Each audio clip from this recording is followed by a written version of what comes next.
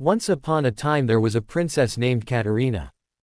She was the most beautiful princess in all the lands, and every prince alive wanted her hand in marriage because she was not only beautiful but intelligent and kind as well.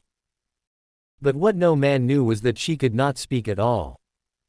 She had been kidnapped at the age of 4 and had not spoken since her return. The resident fairy godmother of the castle said that it would take her one true love to get her to speak again, and her parents despaired, because they knew that for Katerina to find her one true love could take a lifetime. A prince named Lancifer was practicing his swordplay in a kingdom nearly a week's ride away when a messenger burst into the courtyard calling for him. "Lancifer, Lancifer. My lord prince, your parents call you to the throne room," he cried, dropping to one knee before the prince. This particular messenger had a tendency to overreact, and Prince Lancifer calmly sheathed his sword, replacing it where he got it from the sword rack. A servant wheeled the rack inside a storage room as Prince Lancifer followed the messenger to the throne room. "Lancifer, it is time for you to find a wife," said the king. "Ella has been nagging me about when you'll finally settle down and bring her grandchildren. You know how your mother wants grandchildren." No sooner than the word grandchildren had escaped from his mouth than the throne room doors burst open again. "Jeremy, I heard every last word of that. I have not been nagging you, merely suggesting that you finally bring our son up here and tell him he must find a wife. As I see you have done so. I have brought you some cakes as a reward." She snapped her fingers and a maid brought forth a platter with cookies and cakes upon it. "This must last you the rest of the day, my love." She smiled and kissed the king. "Lancifer, darling, I have heard that the Princess Katerina of Taroth is looking for a husband. I believe it is proper these days for suitors to call upon the female, and so tomorrow you are leaving for Tarot City, capital of Taroth. You will behave respectably. Your behavior reflects upon your father and your country." Lancifer bowed his head. "Yes, mother. Is she a decent woman?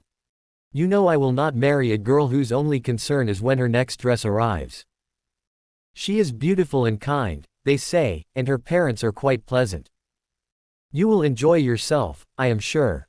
Ella waved her hand. "You're dismissed. Go pack, dear. You leave early tomorrow morning."